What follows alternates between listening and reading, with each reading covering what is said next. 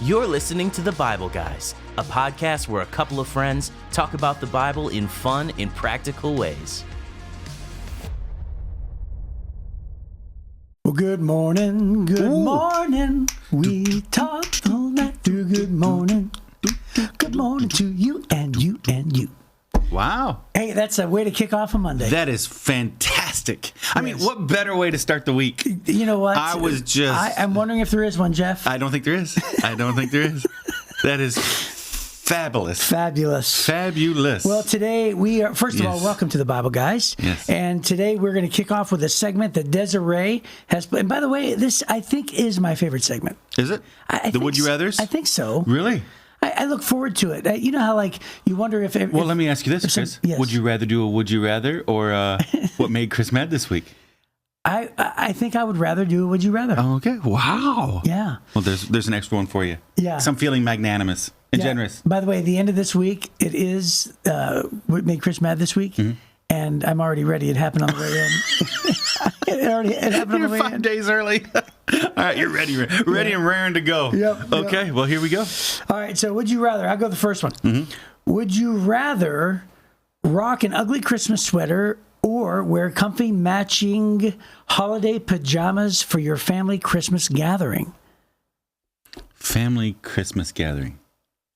Is this extended family or? Oh, yeah, that's a great question. So I maybe it'll apply to your traditional family gathering. So if you always get together with your extended family, you can apply it to that. Well, then I would rock an ugly Christmas sweater. Because that's what you do? You get together with your extended family? Yeah. Mm-hmm. Yeah. Mm-hmm. So I would rather do the pajamas. Yeah, I would imagine. Well, because you're not doing the extended family. You're doing the... No. We go home for... Oh, do you? Yeah. You'd rather do pajamas? We do like 60 people. Okay, yeah. It's huge. But yeah, I would much rather do pajamas. Mm-hmm. Yeah. Okay. Would you rather build a snowman or have a snowball fight? Do you want to build a snowman? Hey, I was in that village.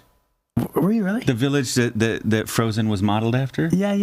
It's Hallstatt in Austria.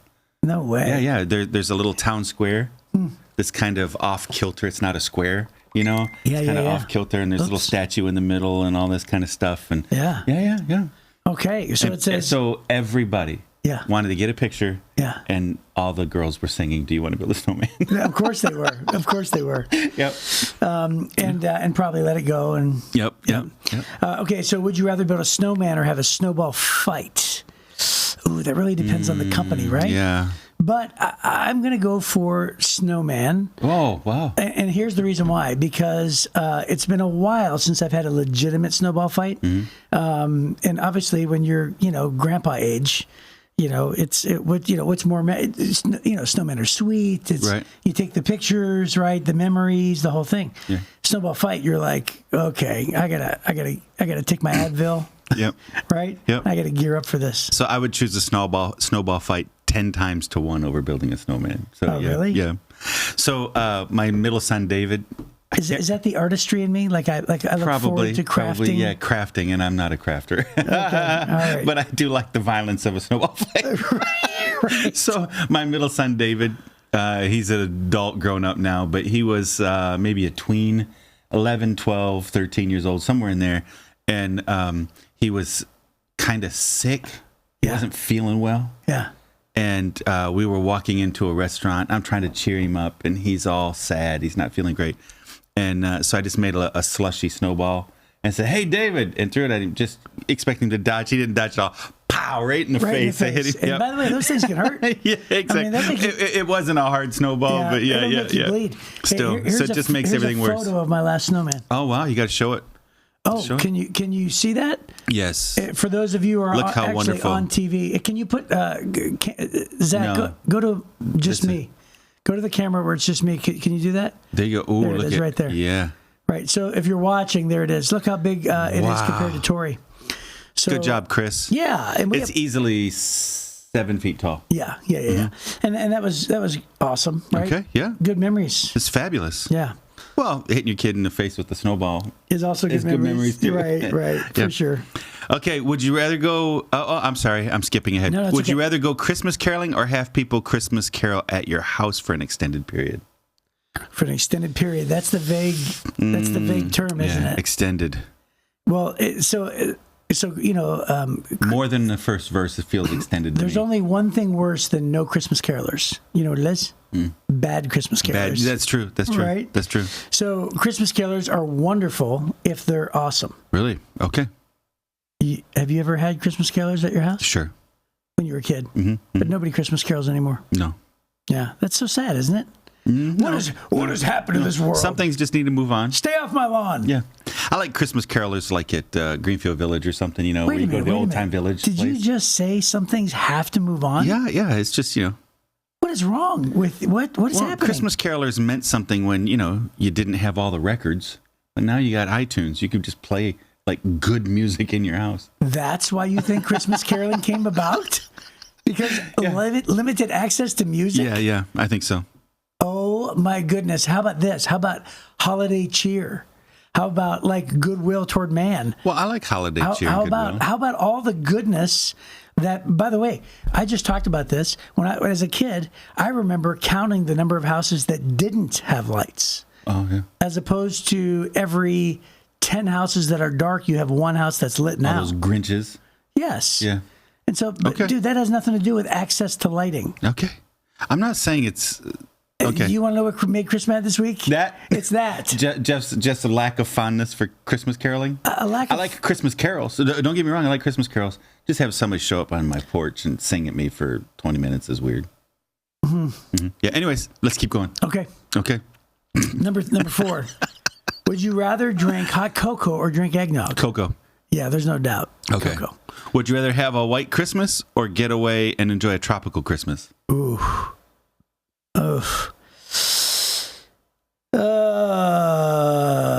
I'm going to have to go tropical. Really? And here's the reason why. Yeah.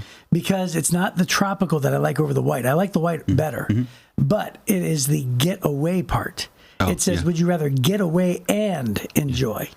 So that implies I'd rather get away the day after Christmas. Oh. And just have Christmas at home. So you're definitely choosing the white Christmas. White Christmas, 100%. I'm dreaming of a that's exactly right. Yep. Christmas. Yeah, I like the getaway part. I did it one year. Mm-hmm. I actually traveled on Christmas Day and went down to Florida last year. And we did the Christmas with the Cranks. I mentioned it, I think, before.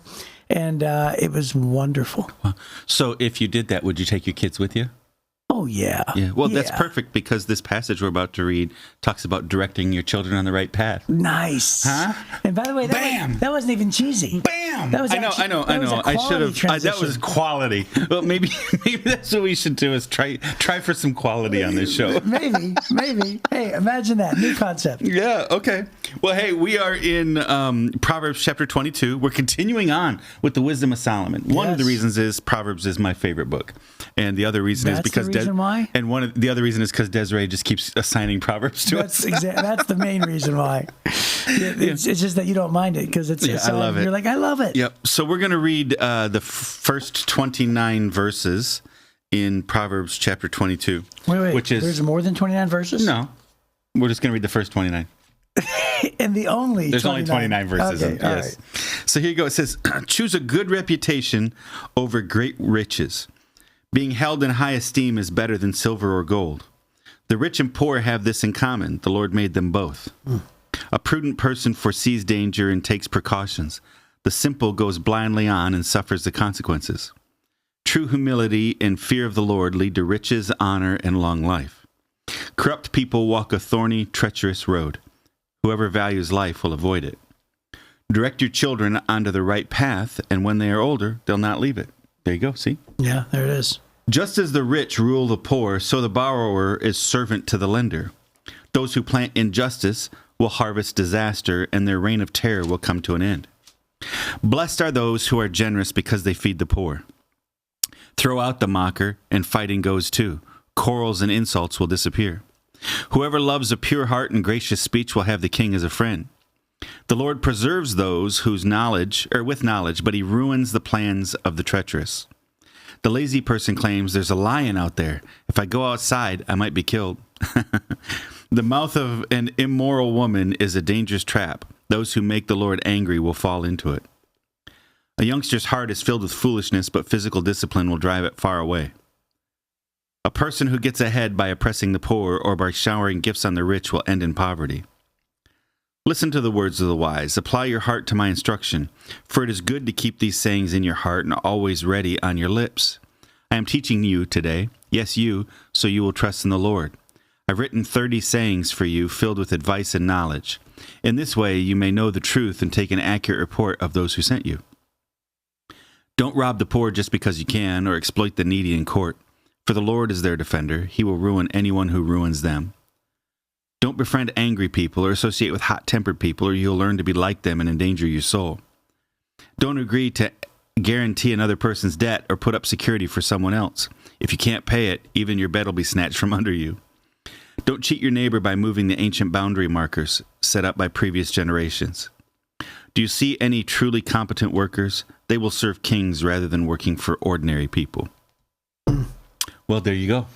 There you go. And there's a lot of random, seemingly. I mean, there's sort of, I guess the biggest theme would be the rich over reputation, right? Would you say that's the strongest theme in here? The reputation? Yeah, I mean, he talks about... the first couple verses there. Well, yeah, and then also, even later on here, he talks about even the long life. Mm-hmm. Isn't it interesting how... Have you ever seen the old Westerns? Yes. Where it seems like everybody who... is corrupt or does bad business or is shady, they never make it past 30 years old, right? They just don't, right? Because they're constantly in conflict. Yeah. And back then, people just used to slay each other. Yeah. Right? Mm-hmm. And I would imagine that back here, slay, manslaughter. Wow. and so I would imagine that back then that was really probably true. Like if you were known to be a person who was getting riches by by corruptible ways. Yes, I would guess that there would be a reputation like, oh, that guy's not going to live long. Right, that guy's not going to live past his 30s. Right, because one day he's going to come across another guy who's going to double cross. Yeah, and then his life's going to end in the streets. And guess what? It's going to be justified, and people are going to witness it and just let it happen. Yeah. Because that's the way that things happened back then. Well, people hustling on the street. It's not surprising when you hear of gang warfare, gang fighting, right? Somebody trying to take over territory, shooting and killing over crime. If you're around, if you're doing crime, you're going to be around criminals. That's what happens, right? Right. And bad guys do bad things. I don't know if you heard. Right. Newsflash, right? And that's what happens. So yeah, that's a part of that, I think, is if you're slashing and killing, you're probably around the kind of person who's slashing and killing to get ahead. And so it's going to come back to you too. Yeah. And so he talks about riches. He says, the humility and the fear of the Lord lead to riches, honor, and a long life. Yeah. I think that's what the nod is too. I really do. Yep. And then also a good reputation is chosen over riches. Right, and the poor and the rich have both this in common. The Lord made them both, and so what God is trying to say is he's trying to say choose life over wealth. Yeah, right. Choose true life, and here's another thing too. Choose a good life. A good life. And when I say good life, not the good life, but choose to live a good life. The real meaning of life. Yeah, that's right. Mm-hmm. Yeah, and also think about this as well. So what's it all for? Think about like the writer, obviously it's Solomon, right? So he has tremendous wisdom. But I always think of like, if you're the wisest man who ever lives, then that means the things that you write are as wise, and in this case, wiser, than somebody who's on their deathbed. Mm-hmm. Somebody who's on their deathbed is the person who's got it all figured out, right? They're the person who says, now I know it's really important in life. All the things I used to pursue, those are all vanity. It's a waste of time. Now I've really got it figured out. And that's really what Solomon is writing. He's writing this advice, and he's saying, hey, listen, when you look at your life, here's the perspective you need to have overall. And we go through different seasons. Remember when we were first married and Not you and me. Yeah. But when we married our spouses. Our respective spouses. Yes. And remember, like, we couldn't afford to buy much, right? No, right. And that's the way that most, newlyweds are. I can't remember. Bonnie and I were this is shocking. Bonnie and I got married, we were 21. Yep. I was going to college, so most of my money was going to pay for college. And we paid rent. We had a car that we didn't have to pay for, but we were paying for insurance. And we didn't have enough money for gas for the whole week. Right. So we found a place where we could sell plasma. Yes, I did that. And we'd sell our blood. I did that in college. And that would give us enough money. So we'd sell our blood, and that would give us enough money to fill our gas tank. Yeah. And then we would have enough money left over for a pizza and a VHS movie. We could rent a movie, and that would be date night. So we'd go sell our blood. We always did it every Friday, and we would be able to get a $5 pizza and a movie. Wow. And yeah, that was... You had it down to a science. Yeah, exactly. Huh? And that gave us enough gas for the week to go to work. Yeah. So That's poor, by the way. Yes, that's really poor. You're struggling at that point when you're selling your blood. Yes, right. So but when we left Youngstown, Ohio, we went to Baptist Bible College, is where I went to college, and it was myself, my best friend Jeff Miller, and our other best friend Norm, who's since then passed away. It was sort of us. We were the Three Musketeers, and Norm and I got a real job. Okay, but Jeff Miller sold plasma. That's all he did, right? and so literally, you get like $60, $40, yes, $60, $40. Yes, right. And it got to the point. And by the way, Jeff listens to the Bible Guys. Yeah. So my best good job, friend, Jeff. My best buddy's listening right now. And so Jeff, listen. So your two best Jeffs. Yeah, that's right. My two best Jeffs. Yeah. Well, Miller. Sorry, Jonesy. Jonesy. Miller gave so much plasma that he had permanent marks on his arms. I do too. I make fun about that sometimes. I'm probably one of the few pastors that have tracks on his arms, but I've never taken drugs. Right. So here's what would happen. This is the fun. I'm leading up to this. So we would all get together at noon, and we would all eat in the cafeteria, all of us, and then Norm and I would head to work, right? Mm-hmm. And then Jeff would head to the plasma place, and we'd say, "Okay, Jeff, you heading to work?" Time to go to work, Jeff. And he'd just kick back on the couch, drink orange juice. Yes. And that's what he would do. And he did that for gas money, and that was it. Yeah. So, but Norm and I had real jobs. Mm-hmm. I love you, buddy. I love you, Jeff. That's awesome. But yeah, that was funny. Yeah. So there's another theme that keeps coming up. This is, I think, the third or fourth time where he says, "Don't guarantee another person's debt." Yeah. How often does he bring this up? I mean, because you remember, most of these he's talking to his son, right? Isn't that what he says? He's always talking to, like, hey, listen to me, listen to the words of the wise, listen, my son, right? So you kind of have a sense that a lot of the Proverbs he's writing for his family. That's what he's writing. He's trying to pass it on to the next king, pass on his wisdom. And so this is like the fourth time he's like, don't be a cosigner. And then later on he goes, don't be a cosigner. And then he says, don't be a cosigner. And then here at the very end it says, if you can't pay it, even your bed will be snatched from under you. He always has like this little thing that goes, if you do, this is what might happen, right? Yeah. You're going to even lose your bed. They're going to take your bed from you. Hey, will you do me a favor? Will you say hi to my cousin, Danae Adams? Hi, Danae Adams. Yeah. So the last time I told this story about my grandpa co-signing for that one guy, she emailed me. And she said, listening to the Bible Guys this morning, and I never knew the story about Grandpa co-signing for that car and then paying it off for the guy's widow. I love all those little extra nuggets that you throw in. It gives me pieces of my family history that I never knew. Oh, that's awesome. Listen every day. Keep up the good work. Oh, Danae, that's so nice. Yeah, and how nice is that? And she lives in another state, and she listens every day. Yeah. So your grandfather co-signed in that situation. He had the resources that if it went sideways, he could cover it. Yes. So there are a lot of places in the Bible, in the book of Proverbs, that will say, when you loan something, don't just loan it, just give it. Right? In your heart. Right. So if they can pay it back, that's fine. If they can't pay it back, that's fine too. Right. And so that's what happened is your grandfather had a lot of margin. Right. And so he was able to co-sign on a car knowing that, hey, if they fall apart, I can just pay it. And that's what he did for that widow is he just paid, even though, because he had the margin. What happens is a lot of times people who are personally struggling have compassion on somebody else who's struggling. And then they go, well, I've got I have a 640 credit score. I'll go ahead and sign. Right. And then they sign, and then the other person slips into catastrophe, and then it causes catastrophe for both families rather than just the one, right? And so a lot of times when you're struggling, you have a lot of compassion for the other people who are struggling. But what Solomon is saying is don't don't drill a hole in your own boat just because somebody else's boat is sinking. Right. Right. That's literally what he's warning about all the time. Don't do it. And then I wanted to highlight one other one is direct your children onto the right path, and when they're older, they'll not leave it. We talk a lot about parenting and those kinds of things. I mean, we're both parents.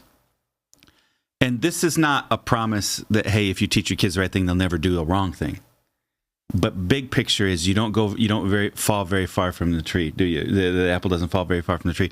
You raise up your kids in the right way, and they will know the right thing to do, is what the Bible's talking about there. And I just think that there's something about that, because there seems to be a big push in our culture today. Don't try to push your kids towards following Christ. Just let them choose on their own. Don't, whatever. And I would say it's exactly the opposite. You train them in the way they should go. That's what it says. Train your children on the right path. King James says, train up your child in the way he should go. Right. And when he's old, he won't depart from it. There's a right way and a wrong way. And if you found the right way, you should lead your children in the right way. Right. And not just hope they also find it. Yeah, and didn't we just talk? We had a conversation just recently about the formative years and how when a child is indoctrinated with the right things during their formative years, that it actually sticks with them long into their adult life. Right. And so it is great advice way beyond just a seemingly surface nugget piece of advice. This is in-depth, well thought out rules for life kind of things, which is why I said it's like deathbed kind of advice, where it's like, for instance, he says the borrower is servant to the lender. Oh yeah. Wow. Sometimes people don't learn that until their 50s. And then they go, oh yeah, I've given most of my funds away to MasterCard. Yeah. Right. Yeah. Or I've given most of my funds away to, and it just ends up, where is that verse? By the way? The top of page 659, verse number 7. Oh, 7, yeah. Just as the rich, so the borrower is servant to the lender. So many people are enslaved. They're trapped. I know so many good people that are in their hearts generous. Yeah. But they finance their couch and their car and their TV and their school and their clothes, and they finance restaurant meals, and they finance all these things. Next thing you know, you're paying all this interest. Right. And, you're spending $1,000 a month in interest, and you feel trapped in there because you're a slave to now MasterCard. You're a slave to Visa. You're a slave to American Express or whatever. You're a slave to something you consumed before. Right. And so he says, if you don't want to be enslaved, don't get in debt. That's really the thing. It's hard. That's a hard thing to learn. Yeah, well, it's a hard. My wife and I learned it. I was going to say it's a hard thing to do too. Yep. Right, because when you're young, it's hard. Hence, giving plasma. Yeah, exactly. Which is what, we weren't carrying any debt back then. We didn't have any debt back then, but we were just selling blood, baby. Yep. And then the debt came later. Yes. All right. Well, hey, that looks like it's our time. There was a lot of great nuggets in there that we didn't even get time to get to, but we'll continue in Proverbs. So hopefully we'll see you tomorrow on the Bible Guys.